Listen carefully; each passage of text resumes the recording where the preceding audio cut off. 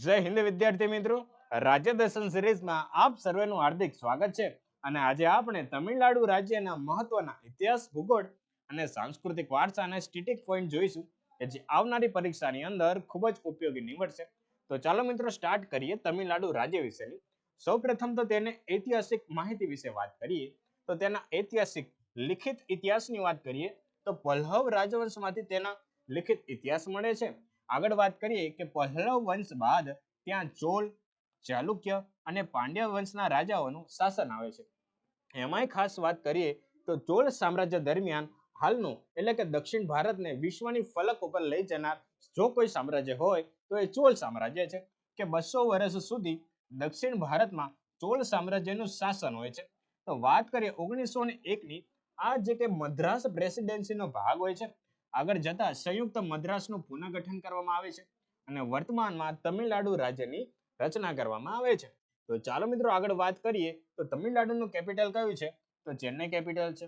અને વાત કરીએ કોરોમંડલ તટ વિશેની કે તમિલનાડુના પૂર્વ દરિયા કિનારાને ભૌગોલિક પાસામાં કે કોરોમંડલ તટ તરીકે ઓળખવામાં આવે છે. તો વાત કરીએ પમ્બન બીચ કે તાજેતરની અંદર કરંટ અફેર્સમાં ખૂબ જ ચર્ચામાં રહેલો વિષય છે કે જે ભારતનો પ્રથમ રેલવે દરિયાઈ પુલ છે કે જે રામેશ્વર ટાપુને ભારતની મુખ્ય ભૂમિ સાથે જોડે છે. તો ચાલો મિત્રો નેક્સ્ટ પોઈન્ટની વાત કરીએ મહત્વના ભૌગોલિકની અંદર મન્નારની ખાડી વિશે વાત કરીશું. ખૂબ જ મહત્વનો પોઈન્ટ છે કે આ ભારતનો પ્રથમ દરિયાઈ બાયોસ્ફિયર રિઝર્વ કે જે તમિલનાડુ રાજ્ય સાથે સંકળાયેલો છે. તો વાત કરીએ મહત્વના નેશનલ પાર્ક વિશેની કે મૃદુમલાઈ, મુકુર્તી, ગુંડી અને પલાની હિલ્સ નેશનલ પાર્ક કે જે તમિલનાડુ રાજ્યની અંદર જોવા મળે છે. તો ચાલો મિત્રો નેક્સ્ટ પોઈન્ટની વાત કરીએ બાયોસ્ફિયર રિઝર્વ અને ટાઈગર રિઝર્વ વિશેની વાત કરીએ. તેમાં ખાસ બાબત કરીએ કે નીલગિરી ટાઈગર બાયોસ્ફિયર રિઝર્વ વિશેની વાત કરીએ કે ભારતનું પ્રથમ બાયોસ્ફિયર રિઝર્વ કે જે તમિલનાડુ, કેરળ અને કર્ણાટક રાજ્યની સરહદે જોવા મળે છે. તો આગળ વાત કરીએ કે સત્યમંગલમ ટાઈગર રિઝર્વ વિશેની વાત કરીએ તો પશ્ચિમ અને પૂર્વીય ઘાટના સંગમ સ્થાન પર આવેલું આ વાઘની વસ્તી બમણી કરવા માટે સત્યમંગલમ ટાઈગર રિઝર્વને 2x2 નામનો એવોર્ડ આપવામાં આવેલો છે. તો આગળ વાત કરીએ અન્નામલાઈ ટાઈગર રિઝર્વ વિશેની કે જેને અગાઉ ઇન્દિરા ગાંધી વન્યજીવ અભયારણ્ય તરીકે ઓળખાતું હતું. તો આ જે ટાઈગર રિઝર્વ અને નેશનલ પાર્ક કે જે આપણને તમિલનાડુ રાજ્યની અંદર જોવા મળે છે.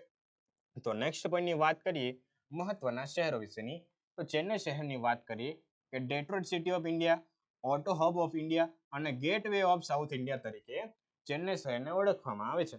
તો આગળ વાત કરીએ ઉટી વિશેની કે એક પ્રવાસન સ્થળ છે. પ્રવાસન સ્થળ છે, બરાબર છે. તો વાત કરીએ ક્વીન ઓફ હિલ સ્ટેશન તરીકે આને ઓળખવામાં આવે છે.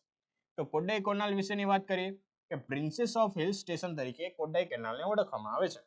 તો કુડન કુલર નામનો એક આપણને પરમાણુ રિએક્ટર એટલે કે ન્યુક્લિયર પાવર પ્લાન્ટ કુંડનકુલમ કે જે આપણને તમિલનાડુ રાજ્યની અંદર જોવા મળે છે. તો નેક્સ્ટ પોઈન્ટની વાત કરીએ આપણે તમિલનાડુ રાજ્યની અંદર આવેલા મહત્વપૂર્ણ સાંસ્કૃતિક વારસાના મહત્વપૂર્ણ મંદિરો વિશે વાત કરીએ. તો વાત કરીએ મીનાક્ષી મંદિરની તો મીનાક્ષી મંદિર મદુરાઈ ખાતે જોવા મળે છે અને બૃહદેશ્વર મંદિર તંજાવુર ખાતે આવેલું છે. તો વાત કરીએ રંગાનાથ સ્વામી મંદિર, ઐરાવેતેશ્વર મંદિર અને રામનાથ સ્વામી મંદિર કે જે રામેશ્વરમ ખાતે આવેલું છે.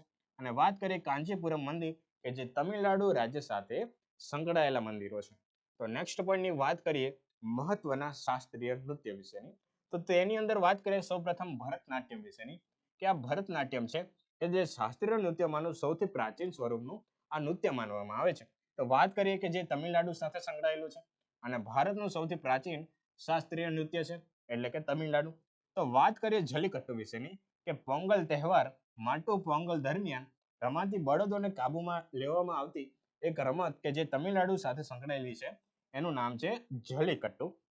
તો ચાલો મિત્રો આગળ વાત કરીએ પોંગલ તહેવાર વિશેની કે તમિલનાડુનો સૌથી મોટો હાર્વેસ્ટિંગ એટલે કે પાકની લણણીનો તહેવાર છે કે જેની અંદર સૂર્ય દેવતાની પૂજા માટે 4 દિવસ સુધી ઉજવવામાં આવતો ઉત્સવ છે. તો નેક્સ્ટ પોઈન્ટની વાત કરીએ આપણે યુનેસ્કો વર્લ્ડ હેરિટેજ સાઇટ વિશેની તો તેની અંદર વાત કરીએ મહાબલીપુરમ મંદિર 1984ની અંદર તેને સ્થાન આપવામાં આવ્યું છે. તો ગ્રેટ લિવિંગ ચોલા મંદિરો એટલે કે ચોલ મંદિરોના સમૂહને 1987ની અંદર યુનેસ્કો વર્લ્ડ હેરિટેજ સાઇટમાં સમાવવામાં આવી છે. નીલગિરી માઉન્ટેન રેલવેને 1999 ની અંદર અને પશ્ચિમ ઘાટને 2010ની અંદર યુનેસ્કો વર્લ્ડ હેરિટેજ સાઇટમાં સ્થાન આપવામાં આવેલું છે. સો વિદ્યાર્થી મિત્રો, આ હતી તમિલનાડુ રાજ્યની મહત્વની સ્ટેટિક માહિતી કે જે આવનારી પરીક્ષાની અંદર ખૂબ જ ઉપયોગી નીવડશે. તો આવી જ પરીક્ષા લક્ષ્ય માહિતી મેળવવા માટે GS પોઈન્ટરની સાથે સંકળાયેલા રહો. જય હિન્દ.